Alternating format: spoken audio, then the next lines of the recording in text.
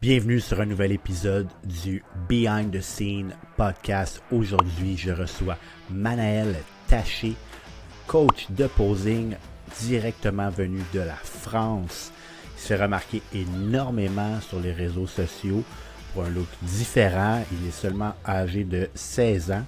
Donc clairement, on n'est pas habitué de voir ça. On plonge un petit peu sur son parcours, comment il est rendu où ce qu'il est aujourd'hui, quelle est sa vision par rapport au posing, les méthodes avec lesquelles il travaille et plus dans l'épisode d'aujourd'hui, so stay tuned. Alright, aujourd'hui, Manaël en direct de la France, mon vieux. Dis-moi, je suis curieux, quelle région de la France que tu es? Alors moi, je suis en Bretagne. Je suis plus particulièrement à Rennes. Ok, ok, il va falloir faire des petites recherches, tu vois. Moi, ma première vue, je suis pas trop sûr. Plus au sud de la France ou au nord? Au nord, vraiment nord-est. Ok. Ouais. OK. Fait que si quelqu'un là, connaît absolument rien de ça, par rapport à Paris, on se situe à quel niveau? Tout à gauche de Paris. En fait, je suis au niveau de la mer, tu sais, où on mange les crêpes et les galettes. OK. Je sais pas si ça parle comme ça, mais ouais, c'est vraiment au nord-est. OK. OK, c'est Et bien donc, je ça. suis à Rennes, à côté je suis au niveau de la salle de Théo Le Guerrier. Ah, chouette, OK. Tu le croises des fois ou? Ouais, ouais, ouais. À la salle de. Hmm. Parce que justement, il y a une super salle de posing là-bas. Malheureusement, j'ai pas le droit de coacher là-bas, mais il y a une super salle de posing. Ah, OK. Intéressant. Donc c'est top. Et j'aimerais bien faire des séminaires de posing là-bas. Ouais, ouais. Ah, là, on va plonger dans tout ça, c'est clair. J'ai hâte de pouvoir en parler, OK? C'est sûr qu'au début, j'aime toujours aller explorer le parcours des gens que je vais inviter. Donc, tu sais, les gens qui suivent mon podcast vont savoir que le but, c'est que j'interviewe des gens qui accomplissent certaines choses par rapport au fitness, au bodybuilding, posing, peu importe. Fait que pour les gens qui ne te connaissent pas, si on pourrait faire une légère présentation de ta personne et puis aussi je veux après ça, on enchaîne vers les débuts pour ce qui est de Hmm. toi, là. Alors, bah moi, du coup, je m'appelle Manuel Taché, je suis coach et athlète en posing, plus coach en ce moment. Et donc, j'ai commencé le posing, on va dire, il y a à peu près 1 an, 2 ans, ouais, à peu près 2 ans, sachant que j'ai commencé la musculation extrêmement jeune, j'ai dû commencer à 11 ans. Là, Oh, j'en ai wow. 16 ans. Là, j'ai 16 ans, j'ai commencé à 11 ans. Bon, là, j'ai un petit peu arrêté la muscu ces derniers temps pour vraiment me concentrer sur le coaching. Mais voilà, j'avais vraiment une phase bodybuilding hardcore à fond, quoi. J'ai pris plusieurs coachs. Et puis, la passion du posing m'est venue. Je créais des routines. Et puis, au fur et à mesure, je donnais quelques petits conseils à mes amis à la salle. Et puis, la passion est montée. Je me suis lancé sur Instagram. Je donnais des petits conseils. Ensuite, je faisais des corrections posing sur CapCut. Je me souviens avec des petits dessins que je faisais OK. gratuitement. Ensuite, je faisais des petites sessions gratuites. Et puis, au fur et à mesure, je suis monté. Et j'ai eu mes premiers clients via la preuve sociale que j'ai pu poster sur les réseaux sociaux, donc les transformations, etc. Et puis je suis monté, je suis monté, je suis monté, j'ai augmenté mes tarifs, j'ai eu plus de clients, j'ai eu pas mal de pro-cards. Là, justement, avec la période des compétitions, j'ai eu 12 pro-cards pour l'instant. J'en suis Nice. assez fier. Ben oui. Et donc voilà, là, j'ai participé à ma première compétition en tant que coach. J'avais une trentaine d'athlètes sur cette compétition. Donc c'était top. Wow. Franchement, je suis très content. Ouais. Mais ça, c'est fou. Ça l'ouvre plusieurs choses, là, mais on y viendra, là. Tu sais, souvent, moi, tu vas voir, quand j'écoute, c'est comme, je suis là, puis en même temps, je réfléchis à ce que je vais te demander, là, mais euh, tu sais, tu as commencé à t'entraîner à 11 ans, mais je veux qu'on te situe, parce qu'évidemment, tu sais, t'es pas vieux du tout. Quel âge que tu as en ce moment? Actuellement, j'ai 16 ans. OK, cool. Nice. Yes. OK. Puis, tu vois, ça va m'amener à une question qui est super intéressante, du moins de mon point de vue, OK? Parce que, tu sais, moi, je vois ce que tu fais, puis l'œil que tu as, le talent et tout, mais pour certains qui vont dire, hey, mais est-ce qu'il a déjà compétitionné ces choses-là, OK? Quelle est ta vision par rapport à ça? Alors, c'est vrai que c'est quelque chose, on peut se poser des questions.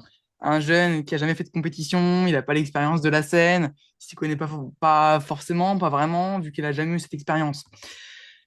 En fait, je pense qu'ils ont à la fois raison, mais à la fois tort.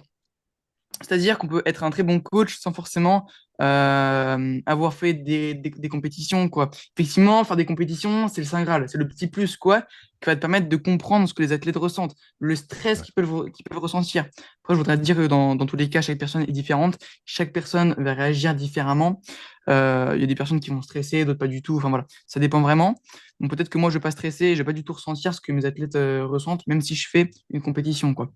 Donc après, c'est toujours bien, mais le fait d'avoir vécu là ma première compétition en tant que coach, pour moi, c'est déjà le principal, quoi. Je vois comment une compétition se déroule et c'est le Ouais. plus important. Et en plus, de toute façon, tu es avec eux dans les backstage, donc c'est comme si tu étais l'athlète, quoi. T'as juste pas la sensation devant tout le monde, mais tu peux quand même l'imaginer, je pense. Ouais, absolument. Mais je crois le point, c'est ça. Le point qui est le plus important, c'est d'aller voir les compétitions, clairement. Ouais. Mais tout ce que tu mentionnes est valide, là, tu sais. Mais j'aime aller aborder ces choses-là parce que on le sait, on est dans on va pas l'appeler un sport, là, mais disons que c'est un sport. C'est un sport de critique, hein. Fait que, tu sais, les gens sont très rapides à juger, à critiquer. Fait que c'est tout le temps intéressant de voir le point de vue, tu sais, dans ton cas, c'est comment que tu vois ça. Mais là, tu nous mentionnais comme quoi tu étais vraiment concentré sur ta business, qui en soi est la bonne chose à faire. Mais est-ce que tu remets ces plans-là à plus tard? Est-ce que c'est ton souhait d'aller faire une compétition? Honnêtement, non, je pense pas. Avant, j'étais OK. vraiment un vrai passionné de bodybuilding, je voulais monter sur scène absolument. Et puis actuellement, non, c'est pas forcément dans mes plans. Alors, jamais dire jamais, bien sûr. Je pense que je me remettrai à fond un jour à la muscu, je prendrai un coach, etc. pour refaire une petite transfo physique, parce que c'est vrai que là, du coup, j'ai pris un petit peu de fat. Mais OK. franchement, là, c'est pas dans mes plans actuels. Là, déjà, j'ai plein de projets, donc je me concentre sur ça. Et je pense, faut pas plaire aux gens, tu vois. Faut juste plaire à ce qui te plaît. Effectivement, ta vision peut changer très très vite. Moi, maintenant, ce qui me fait Mhm. kiffer, c'est essayer de faire grossir le Posing Empire. Donc, c'est ce que je fais. Ouais. Voilà. Je OK. kiffe le moment présent.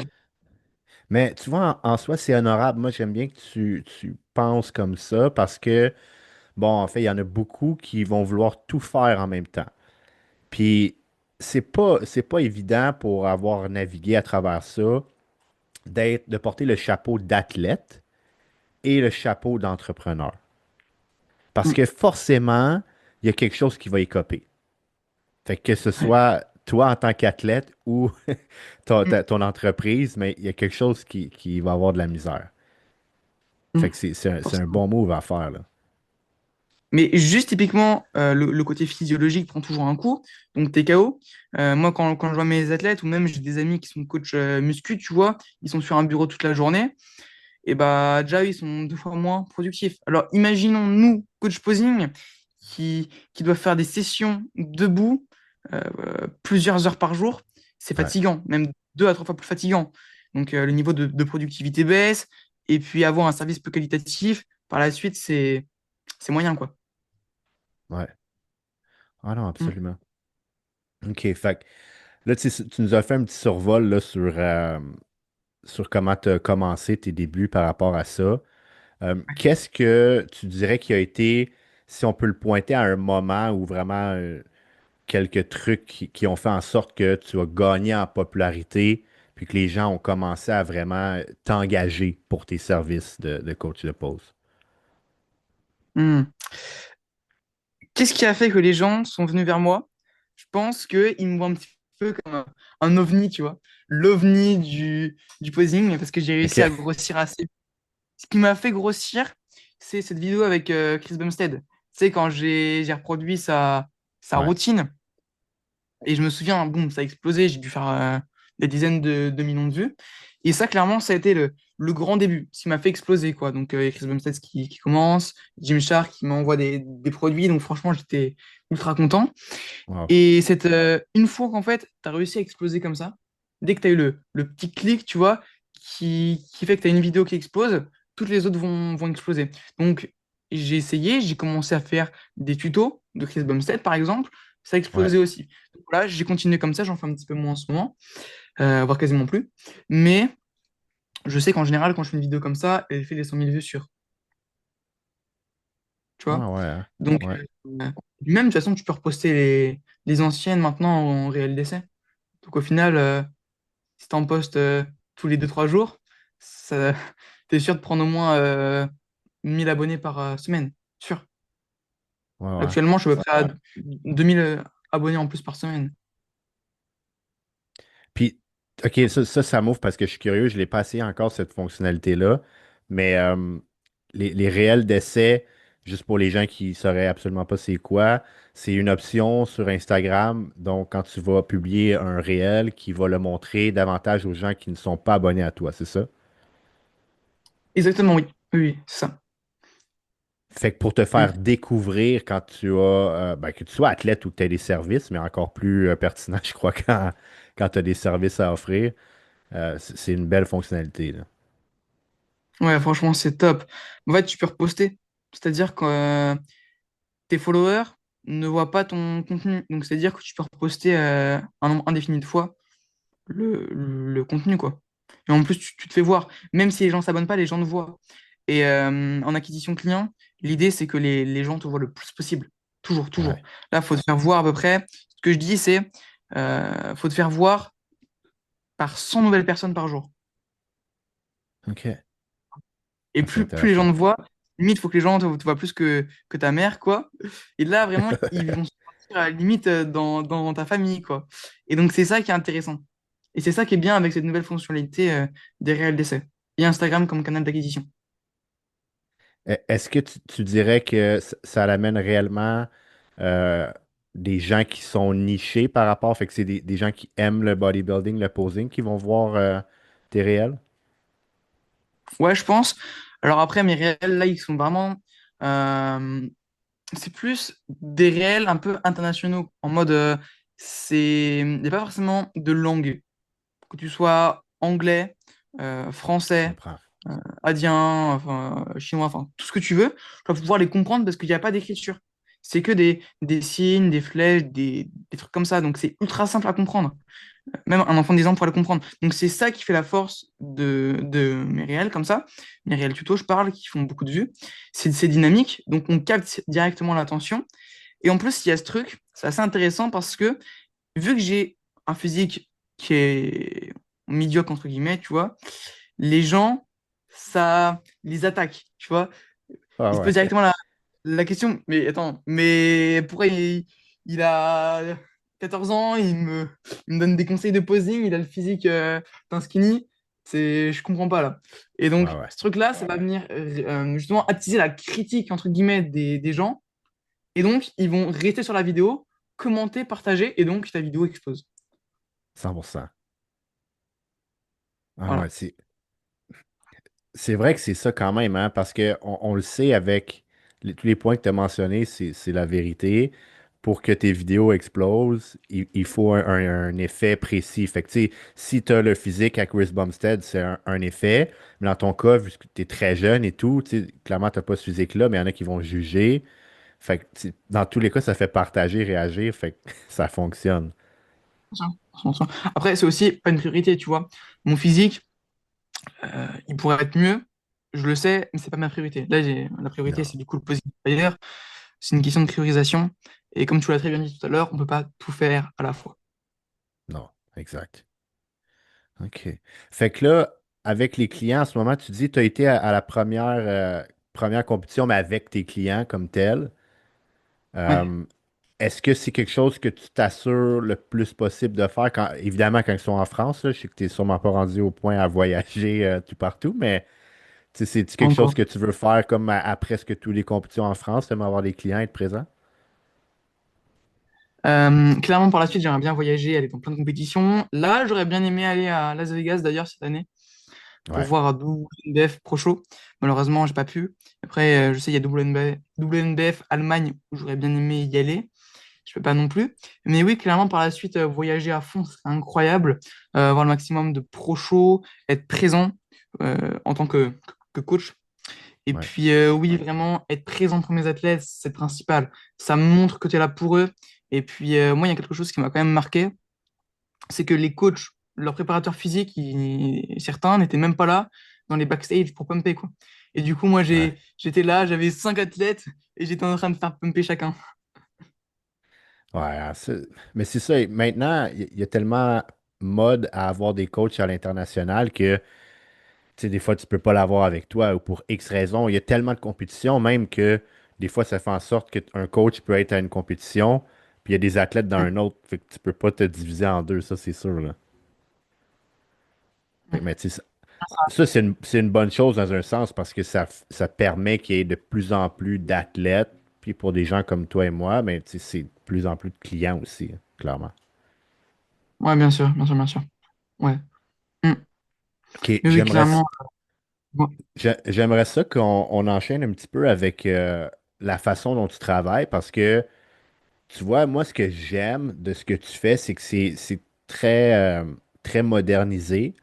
Fait que, tu sais, je le sais pas en France, j'ai pas beaucoup de points de repère, OK? Mais je peux te dire, moi, qu'au Québec, les gens, ils sont très arriérés, OK? Ils pensent tous que tu dois absolument travailler en personne, que sinon, ça vaut rien et tout. Mais j'aimerais que toi, tu élabores sur les formes de services que tu offres. Ouais. En fait, moi, j'ai directement appris en visio. C'est comme ça que j'ai appris. En général, quand on apprend d'une façon, on est toujours plus à l'aise dans cette façon-là. Donc, moi, en ayant appris en visio, la visio reste quand même mon domaine de prédilection. Après, je fais du présentiel, je suis aussi assez bon en présentiel. Mais en fait, maintenant, j'ai vraiment cette vision-là en visio sur un écran. Je me trouve meilleur. OK. Tu vois, en présentiel, c'est plus simple pour eux placer, forcément, et pour la compréhension dans l'espace. Mais pour les petits détails, je trouve ça un petit peu plus compliqué, tu vois. Ouais. Donc, pour moi, en visio, je pense que c'est la meilleure des choses s'il n'y a pas le choix. S'il y a le choix, l'idéal, c'est de coupler les deux. Après, on reste quand même bien plus productif en présentiel, hein. Je trouve qu'on reste quand même plus productif. Ouais. Ouais. Mm. Mais face aux façons dont tu travailles, tu sais, pour quelqu'un là, qui voudrait comprendre ton fonctionnement, les types de services que tu offres par rapport à ceux-là en vidéo, ça ressemble à quoi? En fait, moi, je travaille en accompagnement et seulement en accompagnement. Je ne travaille pas en session unitaire parce que le problème des sessions unitaires, c'est que c'est pas en une session qu'on peut travailler. Tu vois, une session, ok, bon, le mec, tu vois les quarts de tour avec lui. Encore en présentiel, ça serait possible de voir les quarts de tour et les mandatories. Mhm. Mais en visio, c'est compliqué. Le temps de comprendre, etc., je trouve ça compliqué. Donc moi, je travaille seulement en accompagnement. Je fais des sessions de 30 minutes. Comme ça, au moins, il y a le maximum de concentration. Le mec peut assimiler de la meilleure des façons. Et même s'il est en prep, 30 minutes, ça reste pas très, très, très long. Parce que je sais qu'avant, j'étais sur 1 heure. Je comprends que pour certaines personnes, 1 heure, ça fasse beaucoup, quoi. Ouais. Particulièrement en prep. Donc là, 4 sessions, 30 minutes par semaine. OK. Et puis, je suis en général sur 3 mois d'engagement. En OK. fait, c'est ce qui me paraît le plus cohérent. Et puis, en général, tu vois, si je fais une petite roadmap comme ça, à vue d'œil, ce serait première session, on voit les quarts de tour. Euh, Après, en 30 minutes, on voit des fois que front relax, side relax, back relax. La deuxième session, on peut voir du coup l'autre side relax. On attaque les mandatories. Donc, en général, entre quart de tour et mandatory, on doit passer à peu près 1 heure et demie, donc 3 sessions. Ensuite, on voit les transitions, ainsi de suite, création de routine, de présentation. Ce qui accompagne mon accompagnement, c'est les bilans hebdomadaires. Donc, je fais des bilans hebdomadaires, correction vidéo, tu sais, sur Loom, où j'ai ma petite tête, et donc je fais Ouais. les corrections, ça c'est top. Et j'ai aussi un document de suivi. Ça, c'est le vrai plus dans mon accompagnement. C'est-à-dire que je vais venir envoyer à mon client donc le document, et lui, lors du bilan, il va devoir répondre aux questions, sachant que donc dans mon document, il est séparé en 3 feuilles. Première feuille, non, 4 feuilles. Première feuille, dashboard, donc vraiment le tableau de bord du suivi. Ensuite, la roadmap, c'est là où on va planifier chaque session. Troisième feuille, il va avoir le check-in. Donc le check-in, c'est lors de son bilan hebdomadaire où il aura un jour défini. Il va avoir donc des questions et il va devoir y répondre. Typiquement, les questions, c'est quelles difficultés as-tu rencontré cette semaine, tes victoires, qu'est-ce que je vais pouvoir mettre en place pour améliorer ton adhésion. Euh, donc voilà, ça va permettre vraiment de pouvoir adapter en fonction de ces difficultés, pouvoir Ouais. mettre en place des, des adaptations, des solutions. Et il a également un posing tracker. Donc, en gros, c'est un tracker quotidien où il vient noter les actions qu'il a mis en place par jour. Donc, pour son posing, par exemple, est-ce que tu as pratiqué ton posing, combien de temps, quelle pose tu as eu des difficultés, est-ce que tu as eu des douleurs, etc. Tu vois. OK. Ah, ça, c'est Donc voilà. intéressant. Très intéressant. Mais c'est une bonne chose de le faire comme ça euh, pour plusieurs raisons, là. C'est comme tu dis, souvent en séance unitaire, mais la personne va venir. Moi, je le vois souvent. Dans mes débuts, OK, les gens m'engageaient surtout pour faire des chorégraphies. OK? Parce que remonte, v'là comme 5 10 ans, le posing n'était pas aussi, comment je pourrais dire ça? Pas apprécié, mais les gens s'en foutaient pas mal plus. Disons ça comme ça. Mais ils savaient qu'ils devaient faire une chorégraphie. Puis les gens avaient aucune idée qu'est-ce qu'ils allaient faire. Fait que là, ils allaient chercher de l'aide des gens comme moi ou peu importe. Mais c'était toujours une erreur. Puis moi, je disais, tu me diras si tu es d'accord avec mon point, je dis, je peux te monter une chorégraphie basée évidemment sur ton physique puis ton niveau d'aptitude, mais reste que en une séance, exemple, de montrer ça, il faut que tu te souviennes de la chorégraphie, que tu maîtrises tes transitions et l'exécution de tes poses. C'est à peu près impossible. OK? Mais les gens étant têtus, t'es comme, ah, c'est pas grave, je veux faire ça, puis tu fais ton possible pour rendre le service. Puis là, moi, je vais à pratiquement chaque compétition là, qu'il y a au Québec, puis là, je les voyais sur scène, puis j'étais comme, oh, ouf, non, non, Voilà. non, non, non, non, ça C'est le pas moi, fait pas. c'est pas moi qui l'a fait. Ouais. Du coup, C'est comme, hey, c'est un de tes clients, ça? C'est comme, non, non, non. c'est bon. Fait mais parce que tu vois, c'est ça, les trucs de coaching, tu sais, avec adhésion mensuelle, ces trucs-là, c'est quand même assez récent. Parce qu'avant, c'était pas ça. Avant, si tu allais voir même un coach de préparation, c'était comme, hey, je veux participer à une compétition. Fait que là, le gars disait, parfait, moi, je l'ai fait en 4 mois, 16 semaines, puis exemple, c'est 2000 $. Fait que là, tu allais, puis tu payais, boum, ton frais, puis là, lui, il te donnait des rendez-vous, peu importe c'était quoi les temps de délai entre les rendez-vous, puis c'était juste comme ça, tu sais. Maintenant, tout le Ouais. monde fait des trucs mensuels, fait que c'est beaucoup plus cohérent, tu sais, mais c'était pas comme ça avant, là. Comment c'était des rendez-vous en mode, tu voyais par exemple ton coach dans la salle et tu échangeais Ouais, avec lui. fait que souvent, ben, fait souvent, à peu près toujours, les coachs avaient un bureau dans le gym, fait que c'était souvent des entraîneurs. Puis tu allais le voir dans son bureau, puis là, tu faisais un petit peu de pause devant lui, évaluais ton physique, prenais les pinces. Je sais pas si c'est quelque chose qui est populaire en France, là, mais les taux de gras avec la prise de Mm. pince, là. Fait que là, c'était ces trucs-là, là. Il sortait son papier, puis t'es comme, OK, là, cette semaine, tu vas manger ça, ça, ça, puis là, tu repartais avec ça. Ah oui, je vois. Ouais, ouais. Bah, il y a toujours ça en France. Alors maintenant, c'est surtout en distanciel, hein. Ouais, Mais ouais. les gens vont surtout vers des coachs soit connus, soit des coachs renommés et bons dans leur domaine. Donc, en avoir un dans sa salle, même en général, les coachs sont pas dans une salle, hein. Ils ont beaucoup d'argent et vont surtout bah, dans des villes comme Dubaï, des trucs comme ça. Et je pense que je caricaturise un petit peu, mais en général, les coachs travaillent à distance, ou du moins Ouais. les bons coachs. Ouais, mais c'est sûr que Mm.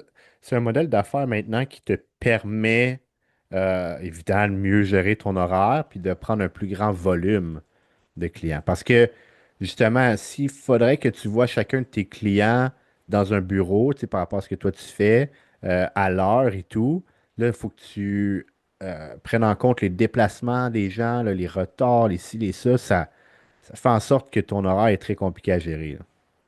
Et puis maintenant, en général, c'est même pas des consultations vidéo, hein. Ça peut. En général, c'est juste, OK, je te donne ton plan, tu fais point barre. Ouais. Ouais. Mm. Ouais. Mais tu vois, moi, j'ai tout le temps fait une approche hybride, fait qu'on partageait, mais plus ça avance, tu sais, je vais comme réduire mes disponibilités en personne et aller d'autant plus en vidéo.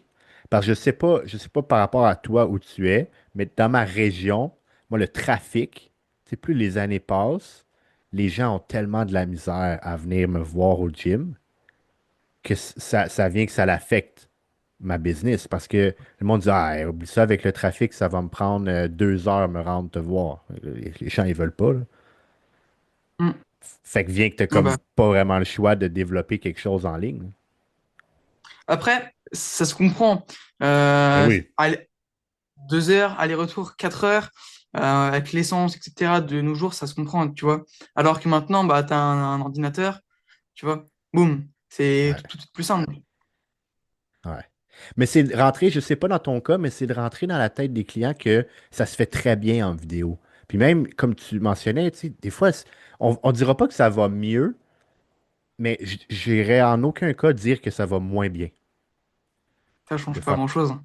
Non, non, parce que le seul point que tu as mentionné, puis que je crois aussi, c'est des fois les gens, comme tu dis, de bouger dans leur espace. Tu sais, il y a certaines choses qu'en présentiel, moi j'appelle ça, je vais le placer mécaniquement, en voulant dire, exemple, un front relax. Tu vas être d'accord avec moi, quelqu'un qui commence du posing, si vraiment il y a de la difficulté à exécuter son relax de face, tu sais, on a des trucs qu'on va verbaliser et tout, mais des fois, juste d'aller le placer un peu, là, de l'aider à ouvrir ses scaps. Oh, OK, là, on l'a eu. Mais en vidéo, ça peut être plus compliqué.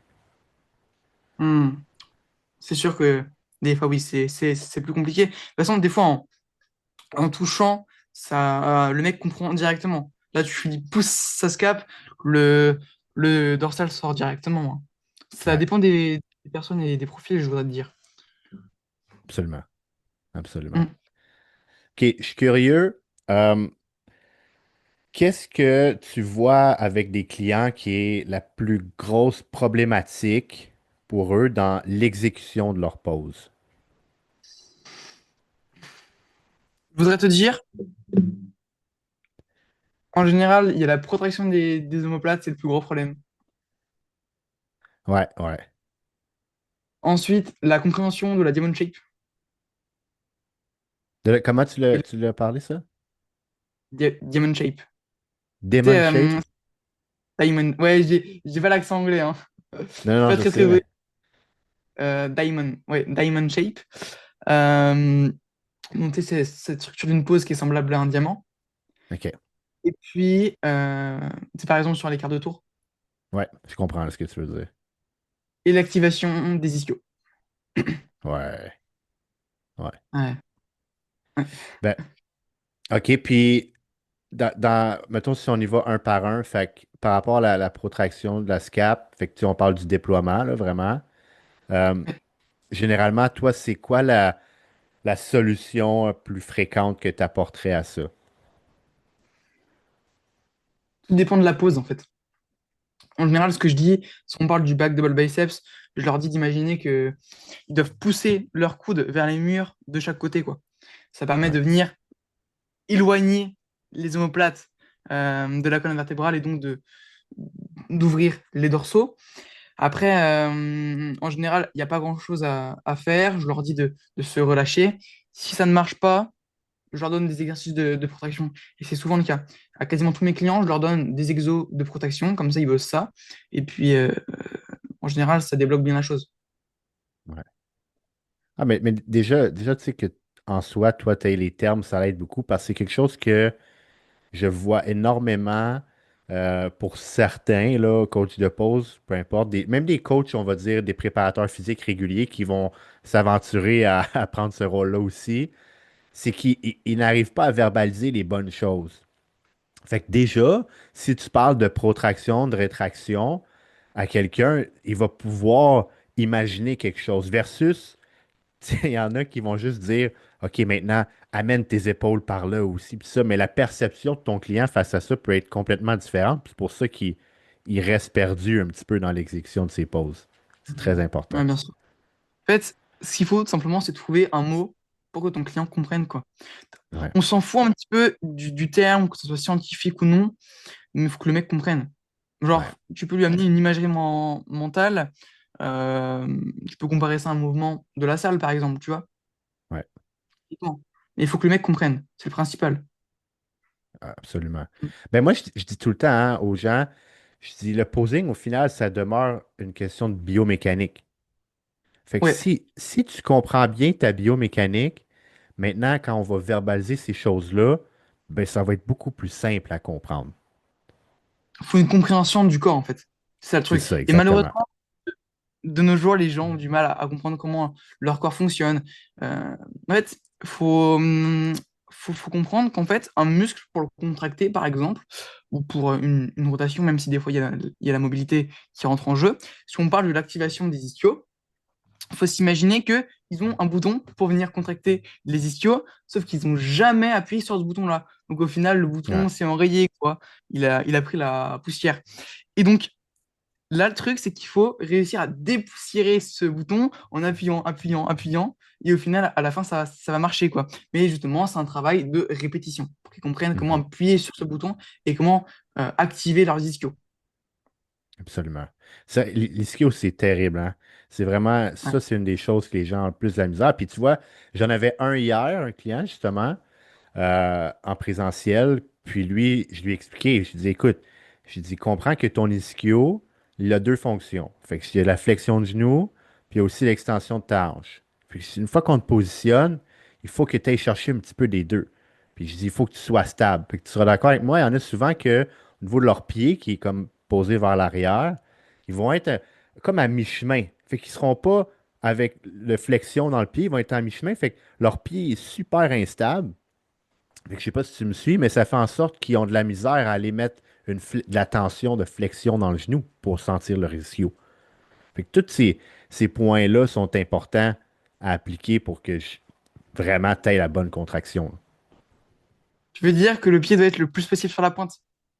Ben, pas nécessairement le plus possible, mais moi, je vois dans la plupart des cas un avantage à aller sur la pointe d'un point de vue stabilité. Versus Oui, bien sûr.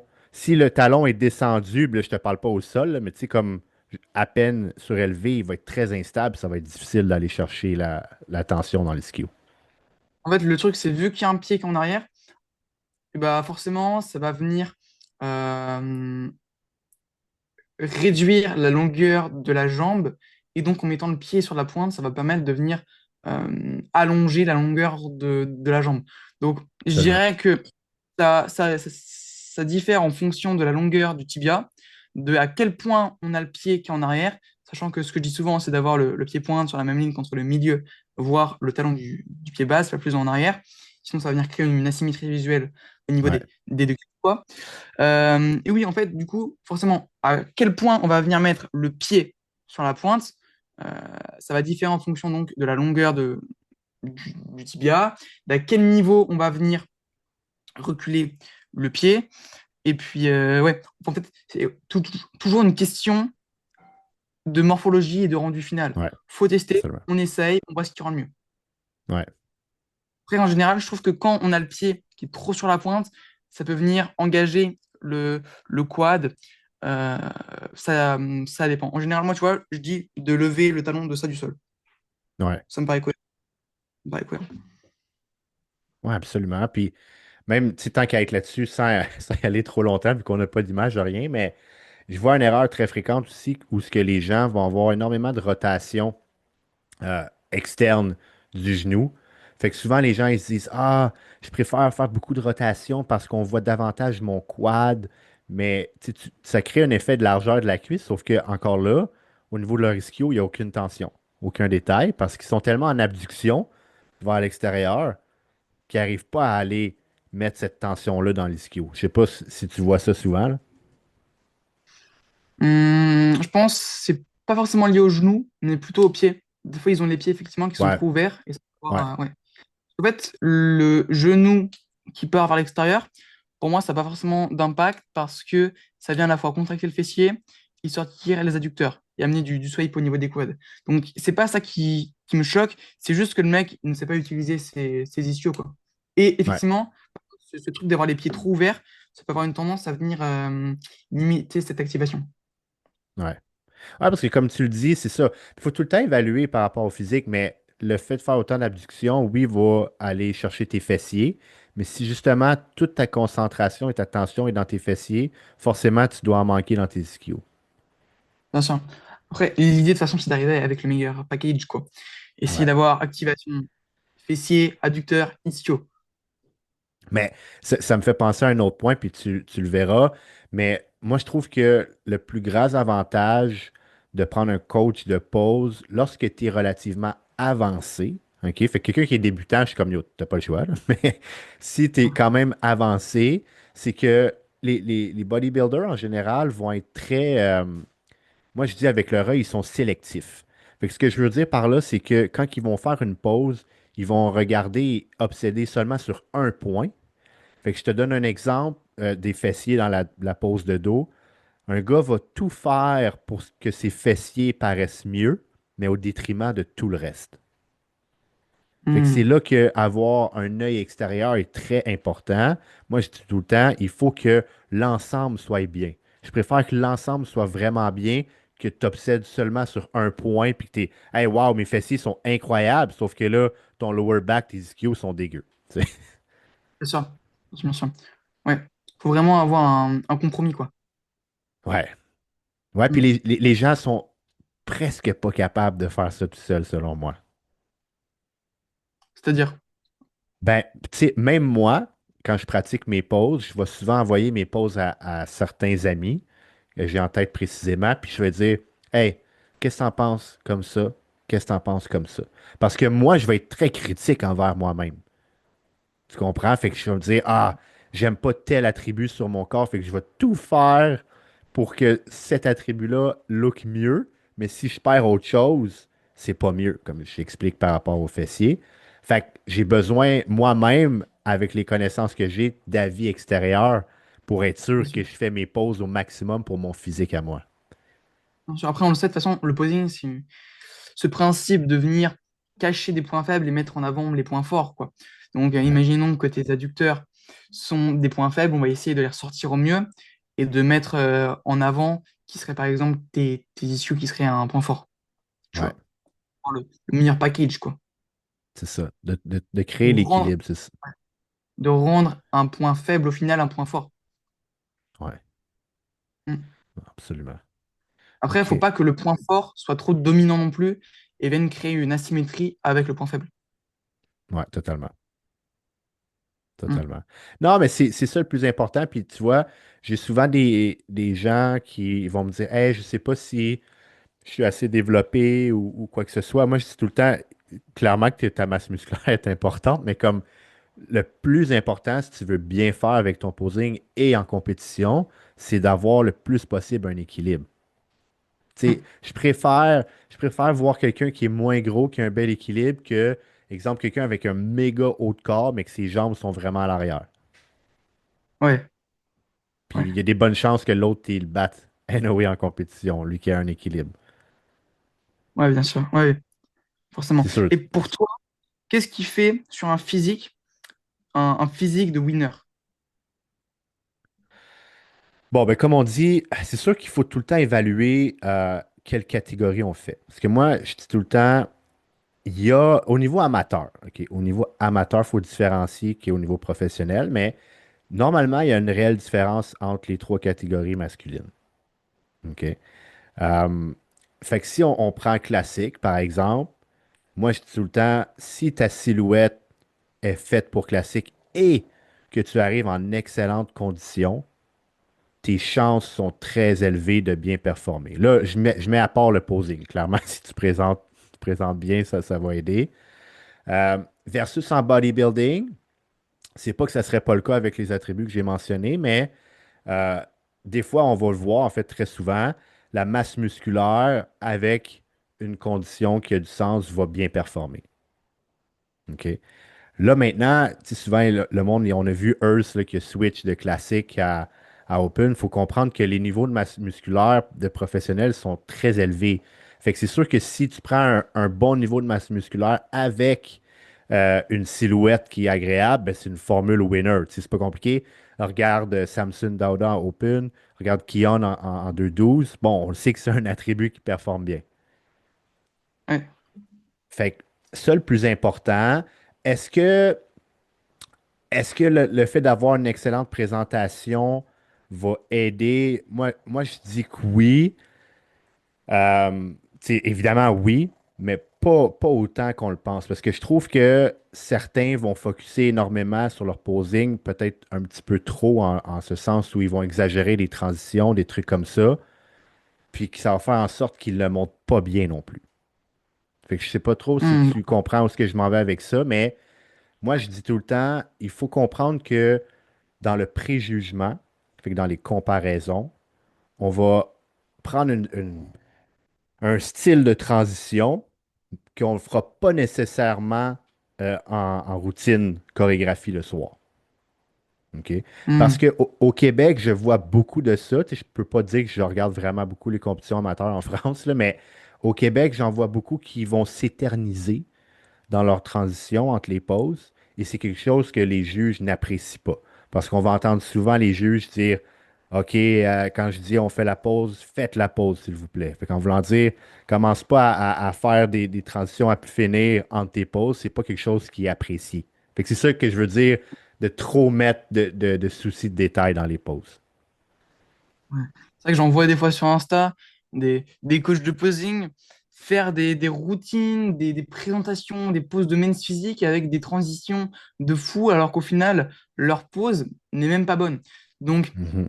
il faut toujours avoir des poses qui sont validées, des poses correctes avant d'essayer de faire des transitions de malade, quoi. Absolument. Vraiment, la qualité des poses vient avant le flow. C'est important de bien prendre ça en compte. Ouais. Ok? Ben, tu vois, moi, j'ai toujours dit, l'exécution de tes pauses, c'est la base de ton gâteau. Puis tes transitions, c'est un glaçage, right? Puis Ouais, on a tous déjà mangé un gâteau qui a trop de glaçage, puis on est comme, ah, non, j'aime pas. Yo, non, ça fonctionne pas. ah, je, OK? je vois. Ouais, Fait que ça, je suis tellement d'accord avec toi. C'est très important de distinguer euh, tu sais, la différence avec ça. Mm. Totalement. 100%. Ouais. Puis, tu sais, il faut comprendre aussi, c'est cool les trucs de transition. Puis, comme je dis dans la chorégraphie, le soir, ça a sa place de vraiment laisser aller sa créativité, sa personnalité et tout. Mais au final, le bodybuilding, c'est on veut apprécier ton physique. Mm. Fait que Ouais, tu dois faire des poses qui nous permettent d'apprécier ton physique, de le mettre en bien sûr. valeur. Parce que ça arrive des fois, comme je dis, que c'est juste des transitions. La chorégraphie est terminée, puis j'étais comme, ah ouais, lui, il bougeait vraiment bien, mais je me souviens même pas de son physique, il a l'air de quoi. Ouais, Pourtant, on vient de ouais. passer une minute à le regarder, là. Bah ouais. En fait, les transitions, ça sert à cacher la sangle abdominale. Donc ça permet de se reposer un petit peu pour ensuite renvoyer la pause, Ouais. d'amener le flow justement entre les pauses. Donc ça peut être bien justement, tu vois, pour attirer l'œil des jurys, mais attention de ne pas en abuser, quoi. Et puis, ouais, des fois, clairement, on en voit, c'est un petit peu abusé. Ouais. Ouais, C'est vrai ben, que, ouais. mais je crois que malheureusement, c'est la faute des réseaux sociaux, ça. Parce que c'était vraiment pas autant le cas auparavant. Comme je te dis, ça fait un petit moment, mettre en contexte, moi, j'ai fait ma première compétition en 2013. Fait que ça fait un petit moment. Puis même, je te dirais, 3 4 ans avant ça, j'allais déjà voir des compétitions. Fait que ça l'a énormément changé parce que c'est quelque chose que une certaine audience semble apprécier de voir des transitions impressionnantes. Moi, au final, pas te mentir, des fois, j'appelle ça les danseurs. Je suis comme, t'as l'air de danser, tu sais, en voulant dire, ils font tellement de transitions, de spin, puis tout, puis comme tu dis, il y a une place pour ça, mais jusqu'à un certain point. Mais les gens vont Ouais, full engager avec ça, ils vont dire, waouh, hey, ton flow est incroyable, tout. C'est comme, oui, ok, mais j'ai pas vu ta shape. ouais, bien sûr. Après, dans l'idée, c'est d'arriver le premier sur la pause et d'être le Ouais, dernier sur la pause, tu vois. Après, on va amener effectivement les transitions les plus fluides possibles. Et moi, ce que j'entends par fluidité, c'est amener des mouvements fluides, donc des grands mouvements, dans une certaine mesure, encore une fois, en ajoutant des fois des petits moments secs, tu vois. On vient verrouiller la ouais, pause, on ferme les poings. Et c'est vraiment ce truc de fluide, de sec, qui amène ce flow tant recherché. Et pas besoin de faire, effectivement, comme tu l'as dit, la danseuse l'idée, c'est vraiment de comprendre ce principe de transition fluide et de moment sec. Ouais. Ah non, Ouais, on totalement. envoie la pause, ouais, on est C'est ça placé. qui fait la différence, là, tu sais. Puis, moi, je dis tout le temps à mes clients, je dis, les transitions en soi, on veut s'assurer d'être efficace et élégant. Fait que c'est comme mes deux E, là, tu sais, efficace et élégant. Comme tu l'as déjà dit, on veut pouvoir être le dernier dans la pause à la tenir, mais aussi le premier. Fait que je veux que ton déplacement soit tellement efficace que pendant que l'autre est en train de. Moi, je dis tout le temps, là, mais je dis pendant que l'autre il flatte ses ischios là, avant de faire son side chest, toi, tu es déjà prêt. OK? Tu Mm. sais, on le voit là, comment il y en a qui ont certaines manies à prendre leur temps. Fait qu'ils vont aller faire un side chest, puis ils squattent 3-4 fois, ils se flattent l'ischio, puis c'est comme, toi, tu es déjà dans ta pose, tu es prêt, là. Ou tu sais, ils Ah vont ouais, aller faire un back coup de double, talon. puis ils vont aller chercher le plafond, puis ils restent là pendant 10 ans. Je suis comme, non, non, toi, tu vas être déjà dedans, là, tu sais. Ouais, ouais, ouais. Après, je pense que c'est aussi une question de sélection des transitions, quoi. On Yeah. peut avoir des belles transitions, des grands mouvements, avec des transitions bien choisies. On ne veut pas avoir les bras en haut pour mettre une ampoule, quoi. On veut directement se placer et puis let's go. Faut aussi être quand même un minimum productif en amenant bien évidemment du coup ce flow. Ouais. Ouais, non, puis c'est toujours. Il faut se dire qu'on est toujours regardé quand on est sur la scène. OK? Fait que la transition, des fois, moi, je vais voir certains clients qui ont mis un effort à faire certaines choses avec lesquelles peut-être je ne suis pas nécessairement d'accord. Fait que quand ils vont l'exécuter, je dis, OK, je dis là, tu as fait telle transition. Je dis, qu'est-ce que ça montre de pertinent, cette transition-là? Fait que là, souvent, les gens, ils vont me dire comme, ben, je sais pas, mais tu sais, ça donne un bon flow. Je dis, ouais, mais je dis, ça me permet pas d'apprécier quoi que ce soit de ton physique. Fait que je dis, pour moi, cette transition-là, très peu pertinente. Puis encore une fois, pour m'assurer d'être clair, je parle dans un contexte de comparaison dans le préjugement. Parce que moi, je dissocie vraiment les deux.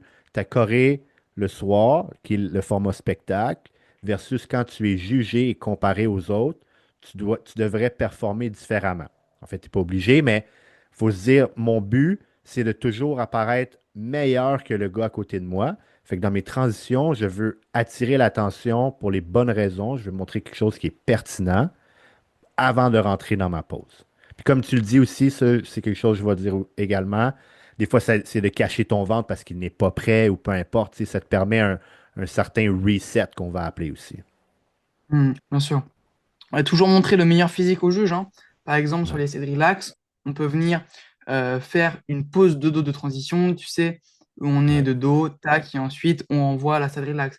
Ça permet de se préparer son crunch, expirer un petit coup et même respirer un petit coup. Et ensuite, on envoie la pause. Donc, toujours bien prendre ça en compte, cacher la sangle pour ensuite montrer le meilleur physique au juge. Même chose, hein, si sur les poses de face, on est fatigué, on croise, on respire et on envoie. ouais. C'est quoi ton avis? J'ai souvent des avis partagés par rapport à ça, mais euh, en fait, au Québec, souvent, on se dit quand tu es sur le côté, fait que, pour être clair, quand tu es en comparaison, puis que tu es de retrait sur le côté, quel conseil, toi, tu vas dire à tes athlètes par rapport à est-ce qu'ils devraient conserver un relax de face tout le long ou adopter une autre position? C'est quoi ton avis sur ça? Donc, on est sur la line-up latérale. Ouais, ouais, Ouais. Ce que je dis souvent, en vrai, c'est soit d'être en front de relax, soit d'avoir les mains posées au niveau des hanches. La sonde abdominale en crunch ou en bracing, on la contrôle. Un minimum d'activation au niveau des quads, donc rotation externe des genoux, plus légère flexion. Et puis c'est bon. Après, en général, en réalité, les juges ne vont pas te regarder, hein. Ils sont surtout avec les personnes qui sont sur la line-up centrale de comparaison, quoi. Donc, ouais, vous pouvez vous permettre des fois de respirer un petit peu. Attention, je pense que si vous avez besoin de respirer, croisez les bras, ça vous coûte rien, vous croisez, ça vous montre que vous êtes quand même là, dynamique, présent sur scène, et puis vous repartez ensuite soit en front de relax, soit les mains sur les hanches, quoi. Mm. ouais. C'est à peu près la même réponse que je donne toujours. Fait que je suis content de t'entendre dire ça parce que il y en a qui sont vraiment euh, pour manque de meilleurs termes, là, mais bloqué à penser que tu dois rester en front relax tout le temps, jamais le Vacuum. perdre.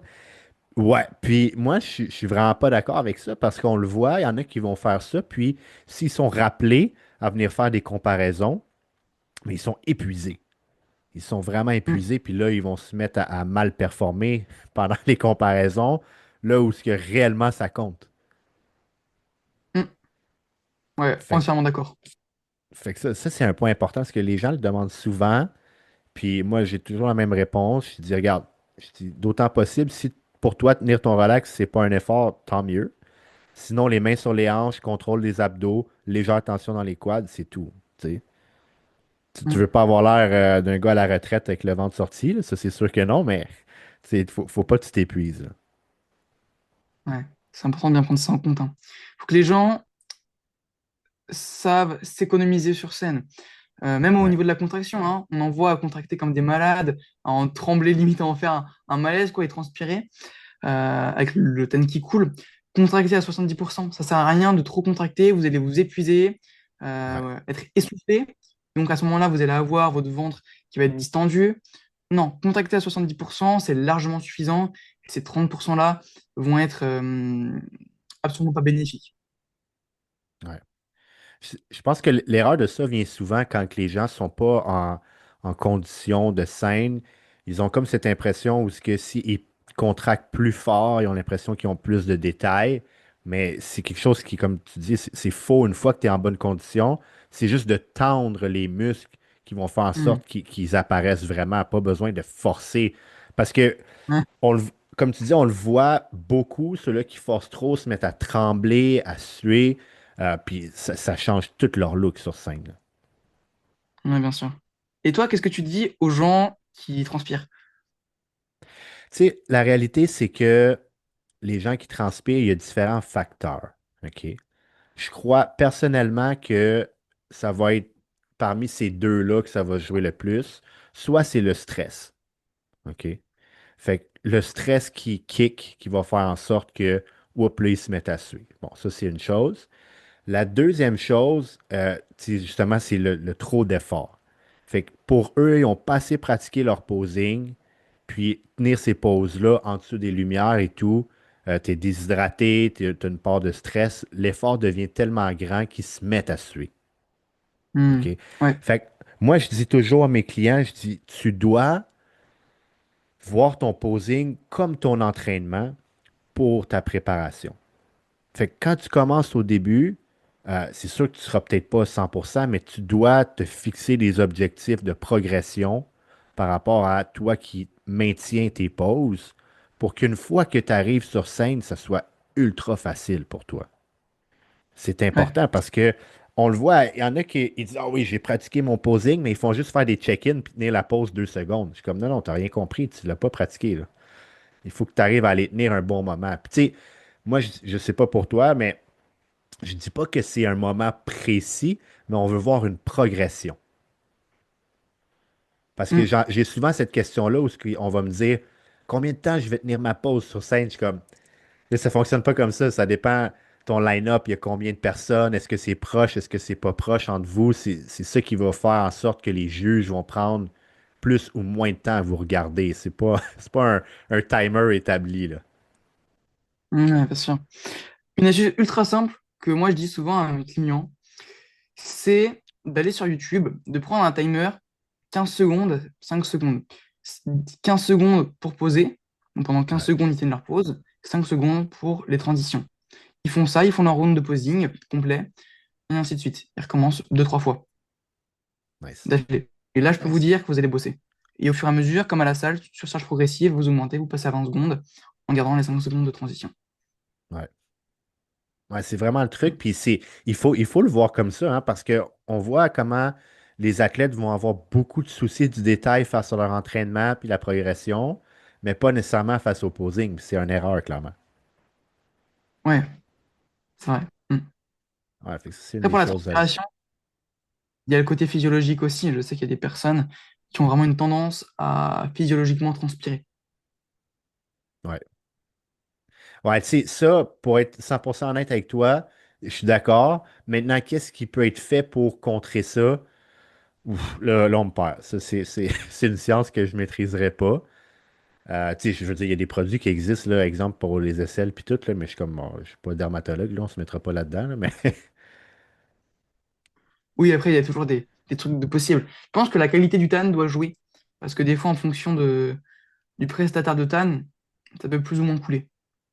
oui, ben, ça, il y a- on pourrait quasiment juste faire un podcast sur ça en voulant dire qu'il y a tellement de choses à considérer quand tu vas te faire tanner pour une compétition. C'est ultra important parce que tous les peaux ne reçoivent pas le tan de la même façon. Ça ne veut pas dire que ta peau va l'accepter. Tu dois avoir des préparatifs auxquels tu dois faire comme il faut.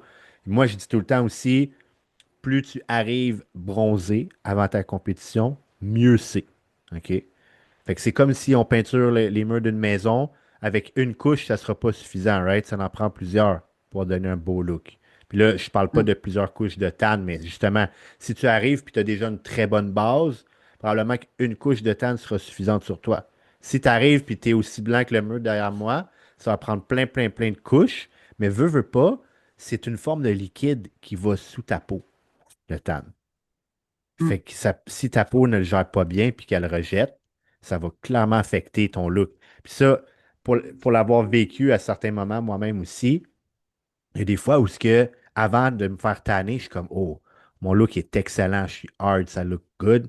Puis tu te fais faire le tan, le deux, trois couches, puis t'es comme, mon Dieu, j'ai l'air soft maintenant, j'ai même plus l'air dur. Puis même chose, tu prends ta douche après, ton tan y part, puis t'es comme, mon Dieu, j'ai l'air plus en condition que tantôt. C'est vrai que le tan, je trouve pas toujours que ça rend bien, hein. Je trouve que des fois, ça a même une tendance à rendre le physique moins bien. C'est juste une Mhm. question avec les gros spots, sinon tu parais tout blanc. Mais pour moi, tu parais toujours plus veineux, plus dur, effectivement, sans tan. Ouais.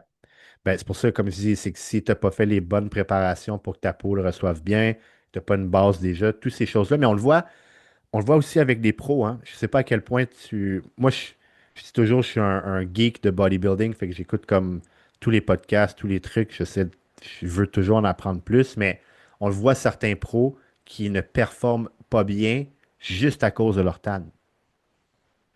Ouais.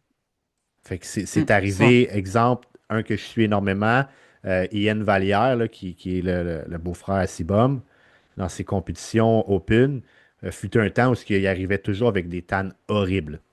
Horribles. Puis ça le frustre parce que clairement, c'est pas ce qu'il veut.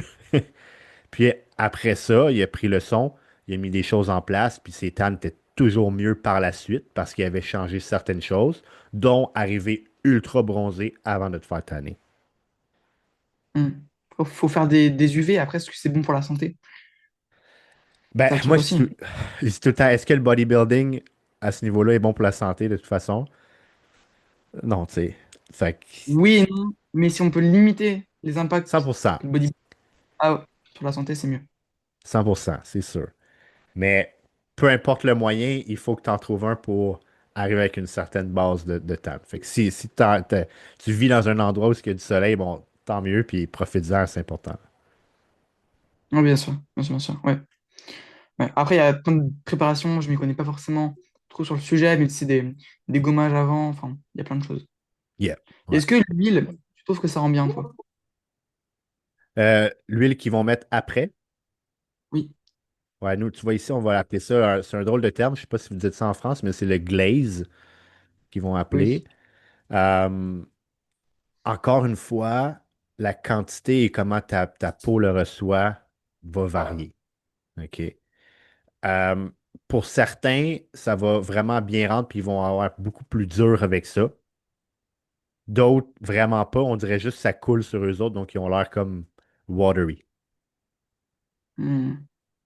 Fait que, c'est ça, c'est un petit peu des tests.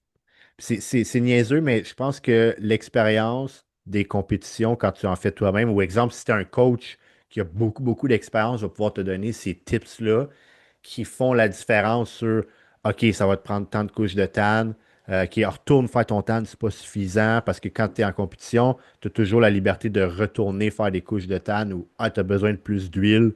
Toutes ces choses-là jouent pour beaucoup. Parce que tu peux être ultra en condition puis tout scraper dans la dernière heure avec ces trucs-là, comme que ça pourrait t'aider à mieux rendre puis mieux performer aussi. Et c'est gratuit chez vous de refaire des couches de tan?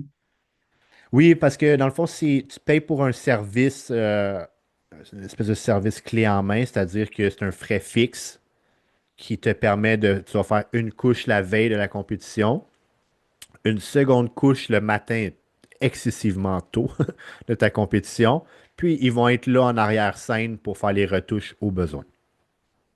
Hmm. Ok, Fait que pour ça, j'ai ouais, rien à dire ici. Le service est excellent pour ça. ok. Mais encore une fois, si tu as mal fait tes préparations pour, Hmm. ça va rien changer. Ouais, Ouais. forcément, ouais. Je t'avais dit qu'on pourrait regarder, là, je vais voir, vu qu'on utilise aujourd'hui Zoom, on a le partage d'écran et tout. J'aimerais ça qu'on fasse une analyse d'un physique de posing ensemble. Fait que Plaisir. j'ai un ami à moi, pour ceux qui ne savent pas, juste une petite introduction, j'ai commencé à faire ça, des segments dans nos podcasts où ce qu'on va évaluer le posing des gens qui nous soumettent leur candidature. Donc forcément, ils ne sont pas clients avec moi. C'est juste qu'ils veulent avoir des tips, des opinions sur comment ils exécutent leur pose. Donc, c'est quelque chose qui, pour vrai, j'ai fait mon story. Je m'attendais à avoir presque aucune candidature parce que je me dis toujours, ah, les gens sont gênés, ils le feront pas, peu importe. Puis finalement, j'ai eu comme une quinzaine de candidatures. Fait que je suis comme, oh, OK. Fait que j'en ai pour les prochaines semaines à évaluer dans les podcasts. Puis un ami à moi, comme je t'ai dit, qui est pro, qui a un physique très impressionnant, qui avait soumis. Fait que j'étais comme, ah, je vais le garder pour un petit moment spécial. Fait que je me dis qu'aujourd'hui, ça pourrait vraiment l'être. Fait que, Carrément. si on va dans le partage. OK.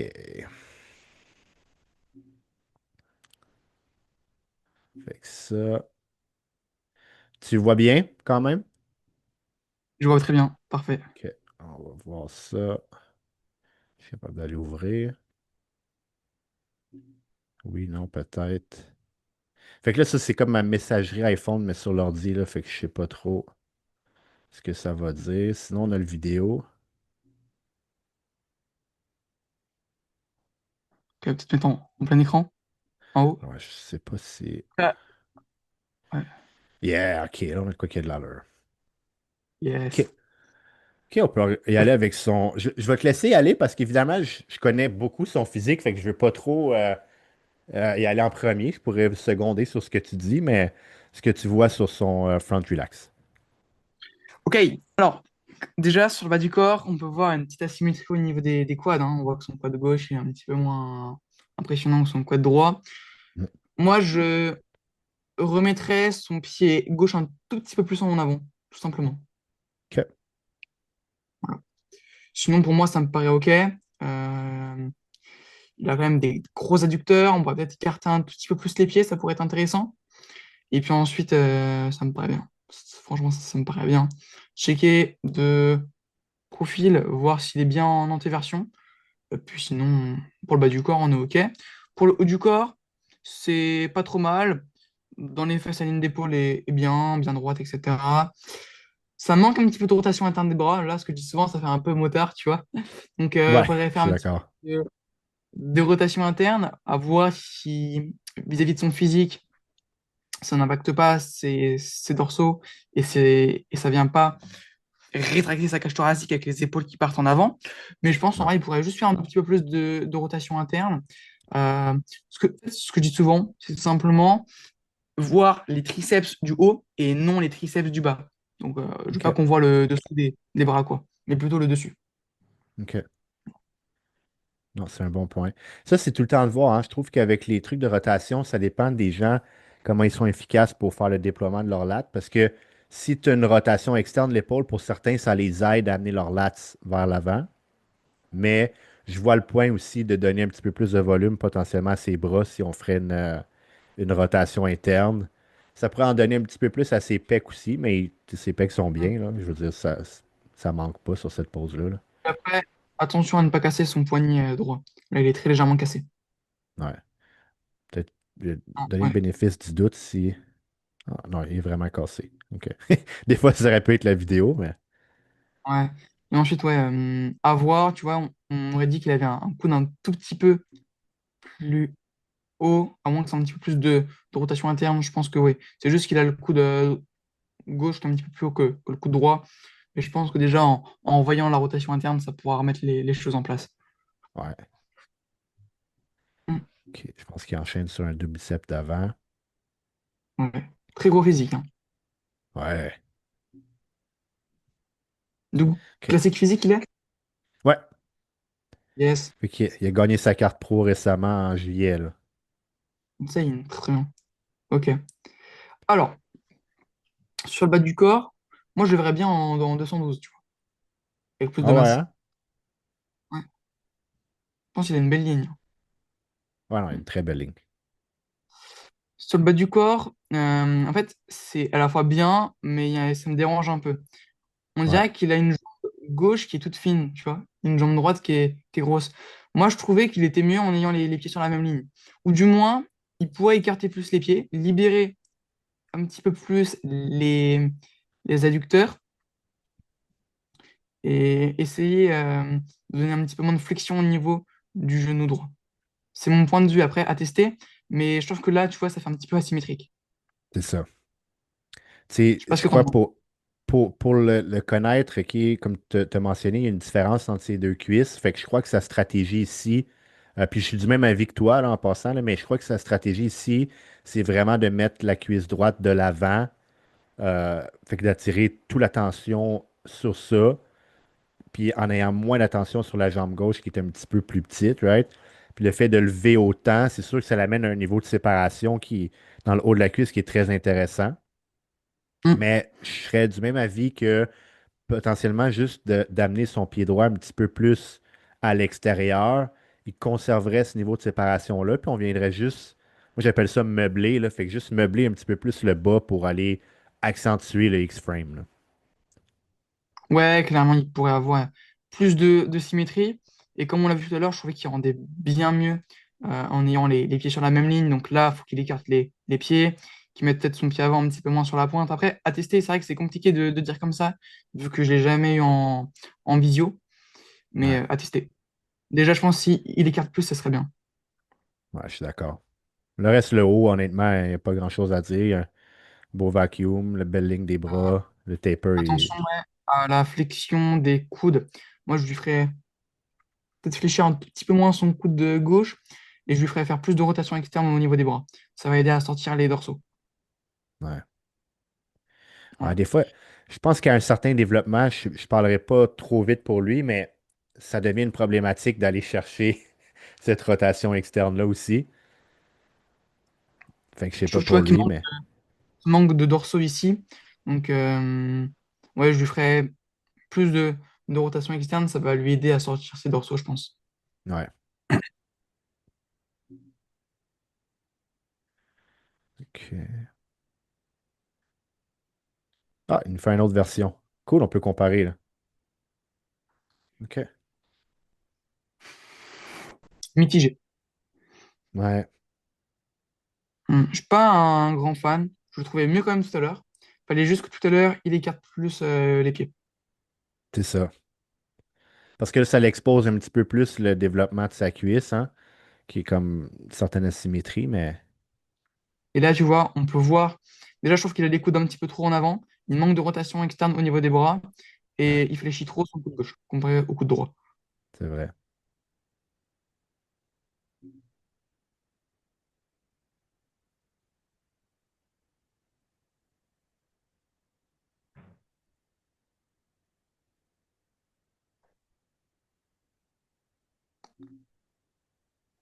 Ok, il y a beaucoup de choses qui vont pas.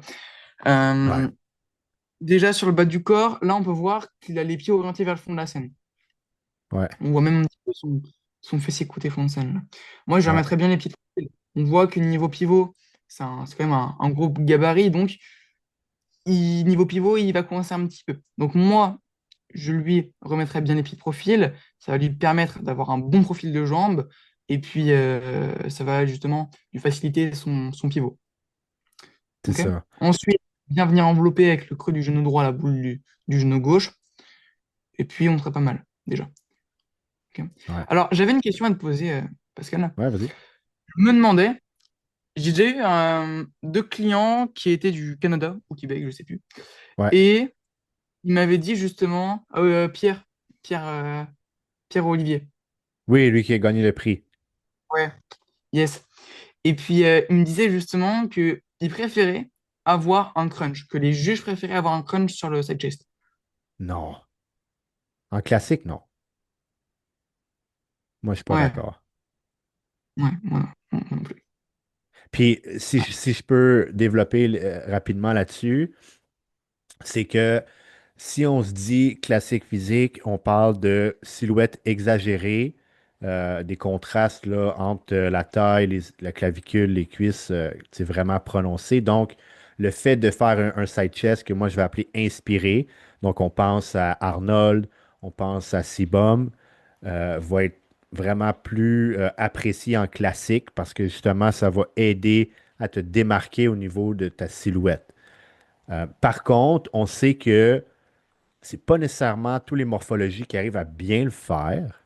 Donc, moi, je dis, ce n'est pas une obligation, mais si on arrive à bien exécuter les deux versions, j'irai vers celle qui est inspirée au lieu du crunch. Pour moi, le crunch, en fait, ça vient surtout tout rétracter. L'inverse que l'on cherche sur un side chest. Ouais, Et là, pour son cas, on voit qu'il a du mal au niveau de l'abdomen, donc il faudrait bien le contrôler. À la limite, là, il faut qu'il fasse un vacuum. Pour lui, je pense que le oui, mieux, c'est le vacuum. ouais. Mm. Ouais, parce que clairement, tu vois aussi la chose que je dis tout le temps qui va aider, puis dans le dernier reel qu'on a fait, ou l'espèce de évaluation des posings des autres gars, la jambe d'appui qui se trouve à être sa jambe gauche, euh, tu sais, comme tu as mentionné, il y a le trou qu'on voit entre les cuisses qu'on ne veut pas. Mais juste de fléchir légèrement cette jambe-là va aider Mm. beaucoup au niveau de la mobilité. Fait que moi, j'encouragerais les gens à faire ce test-là. Si vous gardez votre jambe d'appui tendue, puis que vous essayez de faire un side chest, votre rotation du corps va sembler vraiment difficile parce que vos hanches vont être barrées, entre guillemets.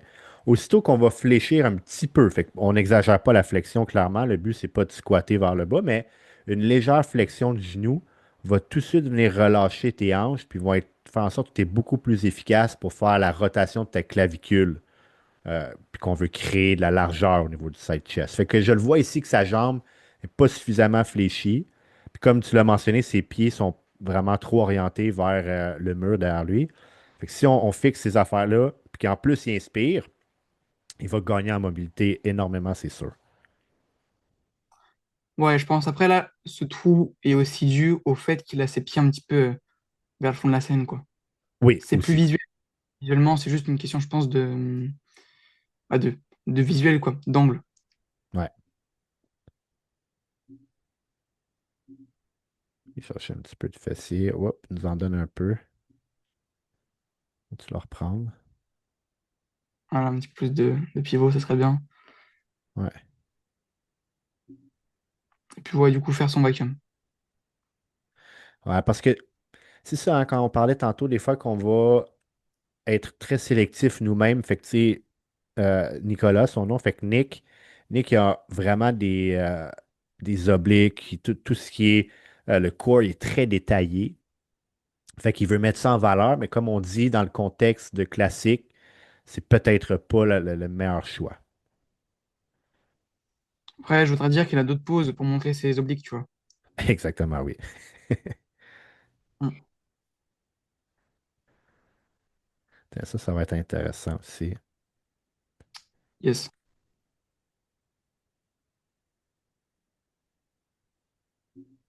Tiens, ça, je sais Ouais. que c'est pas mal comme ça qu'il va la chercher, hein. OK. Ok. Alors, sur le bas du corps, il a son pied qui est trop en arrière, tu vois. Moi, là, son pied, je le remettrais plus en avant. À peu près au niveau du milieu, ça me paraît cohérent, hein. La pointe du pied pointe au niveau du milieu du pied base. Je orienterai plus ton pied base, tu vois, vers l'extérieur. L'idée, c'est que les deux pieds soient bien avec une orientation qui est égale, pour Ouais, justement induire une orientation des genoux égale. Déjà, s'il fait ça, ça serait bien. Après, je trouve que ça manque d'activation au niveau de l'ischio gauche, hein. 100%. Ça, je pense que c'est dû justement au fait qu'il a une répartition de poids qui m'a l'air un petit peu bancale, je trouve. C'est quoi le terme, t'as dit? Un petit peu quoi?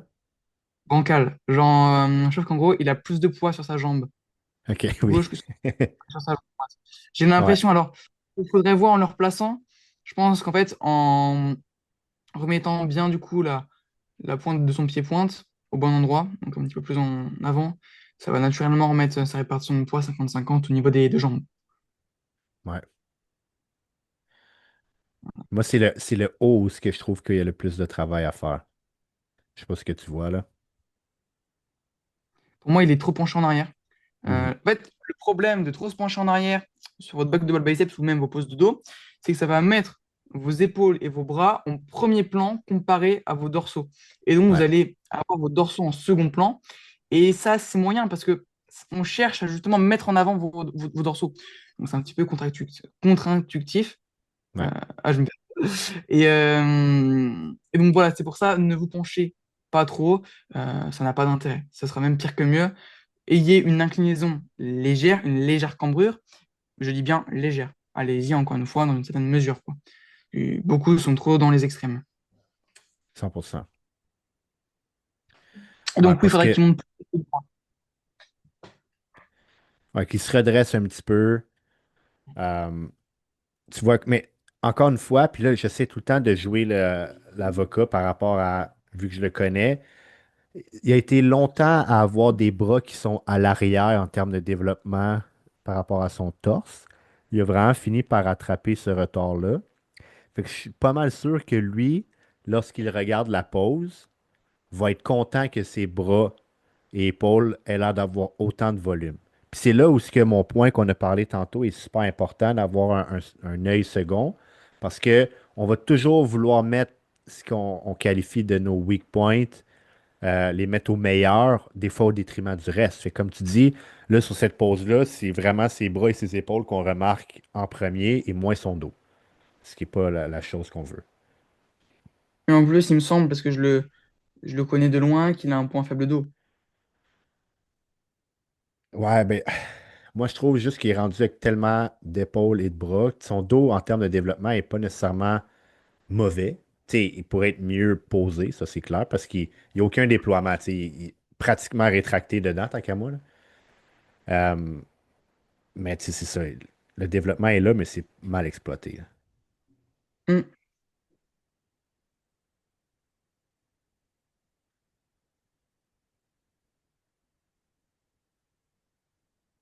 Là, tu vois, j'écarterai juste plus ses pieds. Juste ça, et je pense que ça rendra bien mieux. Ouais, Sinon, pour le reste, il faudrait qu'il baisse un petit peu plus tes mains. En fait, ce que ouais, je dis sur cette pose, c'est d'avoir les avant-bras en contact avec les biceps. Ça va éviter d'avoir un trou entre les bras et la tête et donc de créer une certaine densité. ouais, absolument. Ouais, puis c'est un bon point, hein, parce que je me bats toujours avec certains clients à dire que le but de cette pause-là, n'est pas de prendre de l'espace en termes de largeur. On veut faire valoir du détail et de la densité. C'est vraiment la règle pour moi de cette pause-là. Bien sûr. Et je pense qu'il va faire un vacuum aussi. Ouais, tu vois. Là, en fait, il faut juste qu'il avance plus son pied gauche. Juste ça. Et je pense que ça va faire le taf pour retrouver une bonne symétrie au niveau des deux cuisses, quoi. Ouais. Fait que toi, tu serais pour dire que si quelqu'un a une jambe qui est un petit peu moins grosse, de mettre le pied vers l'avant pour créer cette illusion-là où ce que, elle paraît plus équilibrée avec l'autre. En fait, si quelqu'un a une asymétrie au niveau des quads, trois choses de possibles. Soit ravancer un petit peu plus son pied. On peut également jouer au niveau de la flexion du genou de la jambe où il a une asymétrie, donc de la jambe faible. On peut orienter un petit peu plus le genou ou orienter un petit peu plus le pied de la jambe faible. Ça peut venir aider à donc induire une ouverture au niveau du genou et donc plus de swipe au niveau du quad. C'est trois choses qu'on peut mettre en place. Ouais, absolument. Je vois qu'est-ce qu'il nous fait après.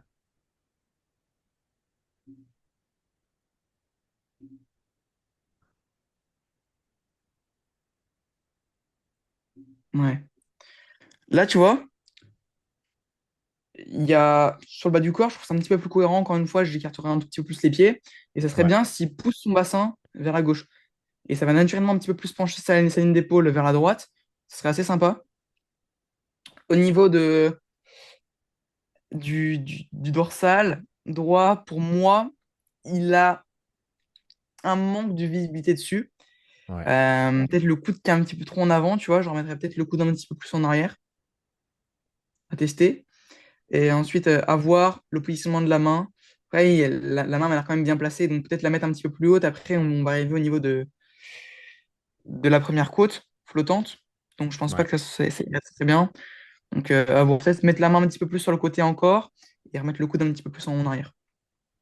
Je crois aussi qu'il a l'air à pousser quand même fort dedans parce que tu vois comment son pec est vraiment engagé, tu sais, voire même il se trie, là, ce qui est bien, mais souvent ça va faire en sorte qu'on perd le lat, comme tu dis, vu qu'il pousse vers l'intérieur.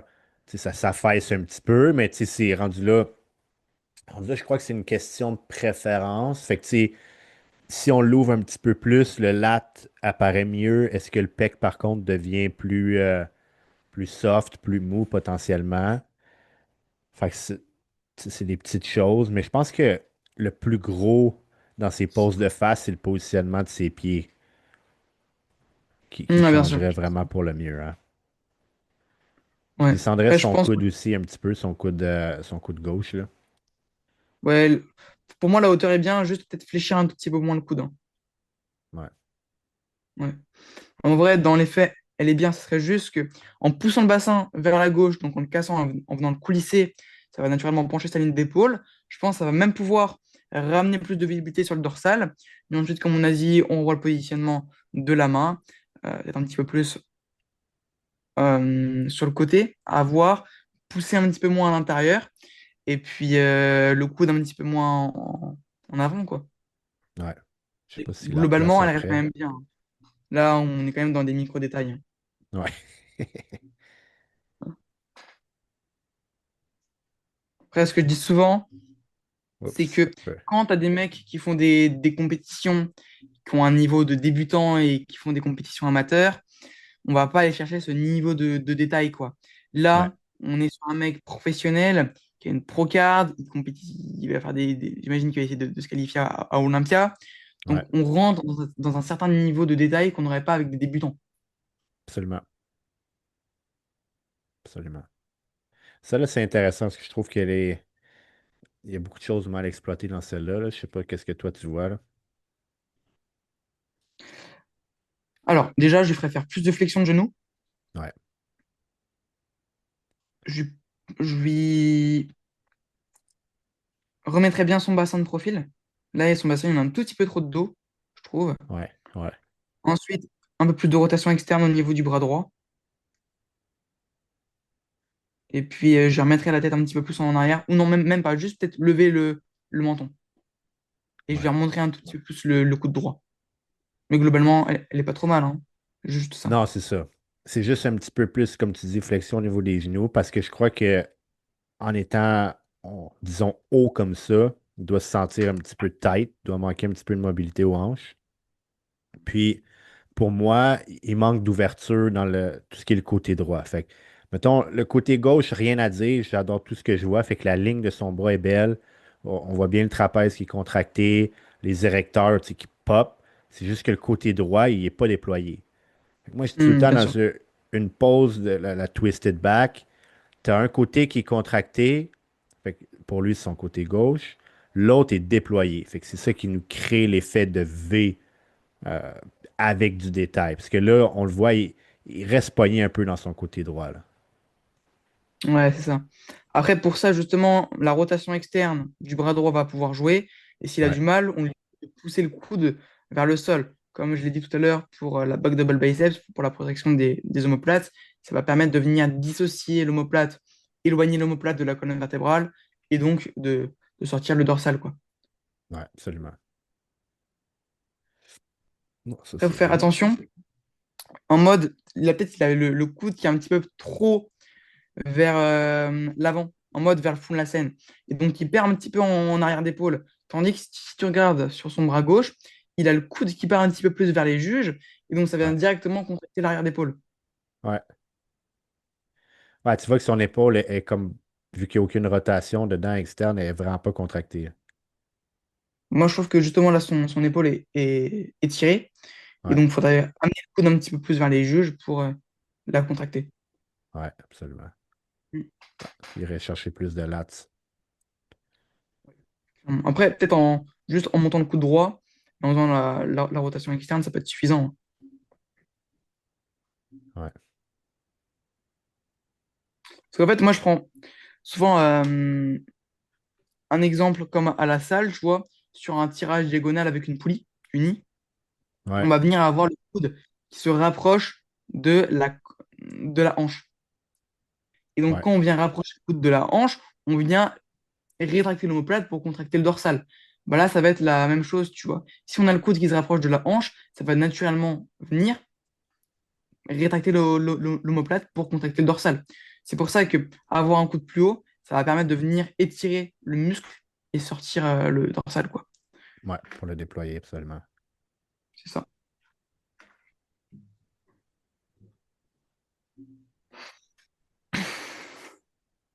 Alors, sur cette pose, j'aimerais bien qu'il ait plus d'ouverture au niveau de la jambe droite, qui donne plus ouais, d'ouverture au niveau à la fois du pied droit et du genou droit pour amener encore plus de swipe au niveau du quad et dégager les adducteurs.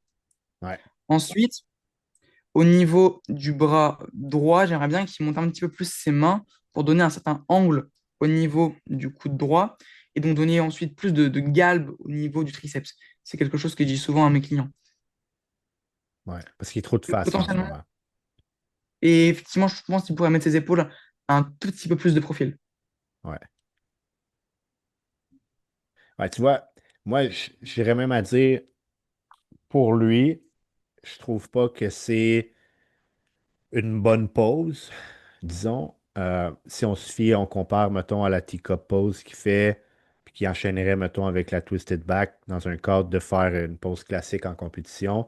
Celle-là, je la mettrais pas de l'avant parce que je trouve que il a l'air affaissé dedans. Fait que, tu sais, les abdos contractés, tu sais, les abdos look bien, sauf que je trouve que la longueur de son torse, il y a un torse qui est très court.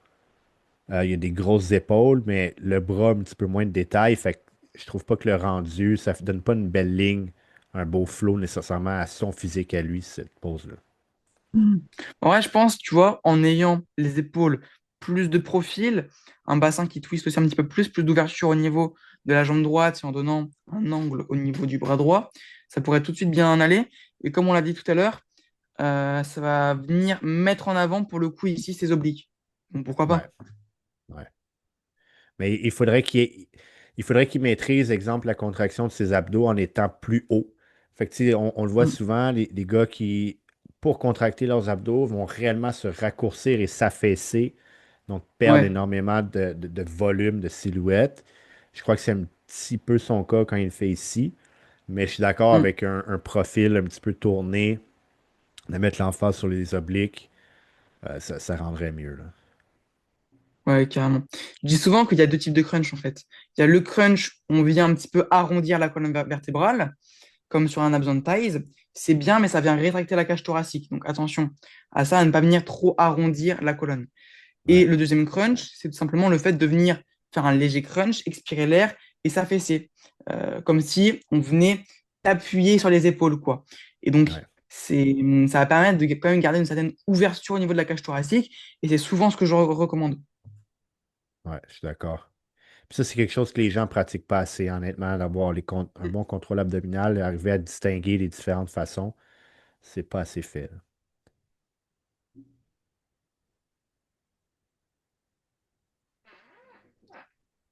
Bon, on revient avec le début. OK.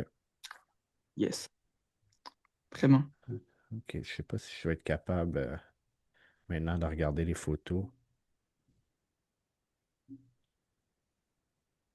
C'est con, ça, hein? Ça veut pas. Ah, OK. Ah, c'est bon. Y a-t-il des poses qu'on n'a pas vues? Je peux juste les enregistrer. On dirait que ça peut pas les montrer. Ah, C'est bon. Ouais, tu vois, je suis pas un grand fan comme ça finalement. Ouais. Ouais, c'est à force de tester, hein. Oups, ça a enlevé ma caméra. OK. OK, là, je vais juste revenir ici. Là, pourquoi je suis parti? Je pense que ma caméra est morte. Un petit peu. Ça va être ça. Ça va être ça pour compléter. C'est bon, Cool, cool. nickel. Bon, en tout cas, ça m'a Ah, fait plaisir. C'était yeah, vraiment c'est bien, top. man. On avait pas mal de choses, donc je suis très content. On va faire un long podcast. Et Ouais. donc, comment tu verrais la suite? Est-ce que tu penses que je pourrais rejoindre ce podcast par la suite, du coup, pour rejoindre avec les gars? Ouais, tu vois, ce que je vais faire, là, on le communique, on enregistre toujours, là. Mais je veux avoir un. En anglais, le terme c'est roaster, là, mais comme avoir plusieurs personnes qui vont pouvoir venir sur le podcast, surtout quand on fait les segments de correction de pause et tout. Parce que clairement, c'est pas tout le monde qui arrive à. Tu vois, là, tu es en France, fait qu'on a un 6 heures de différence, mais comme de timer tout le monde. Fait que je vais faire un groupe où ce que je vais rentrer plusieurs personnes, puis qu'on ait une forme de rotation. Des fois peut-être qu'on va être trois, des fois peut-être qu'on va être quatre. On verra si jamais ça tombe pas à peut-être cinq, juste s'assurer d'avoir une bonne dynamique. Mais c'est quelque chose que je veux pour la suite.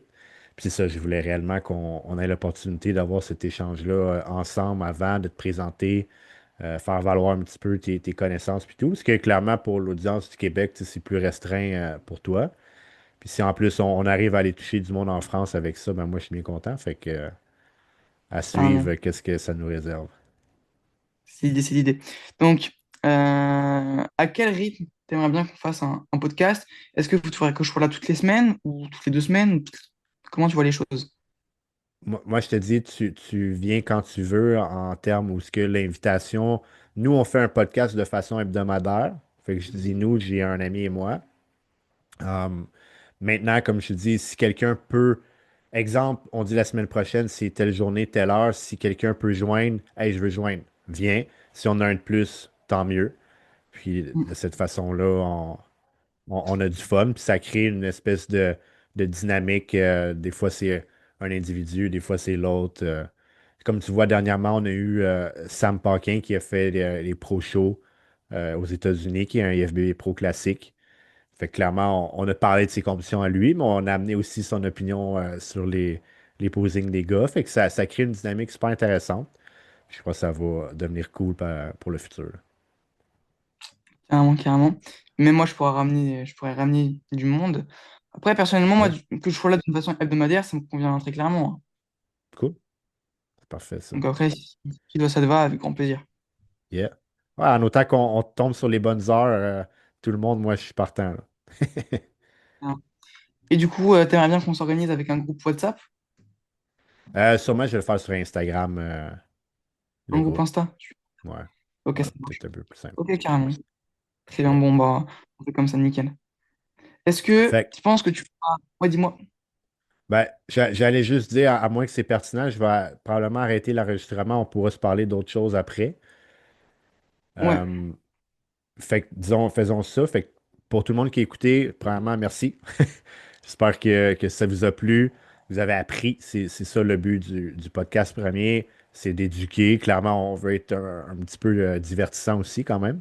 Mais c'est toujours important. On vous dit likez, commentez, abonnez-vous pour pas manquer la suite. Fait que, en mon nom, puis c'est celui de Manel, on vous dit merci. Puis on se voit à bientôt. merci.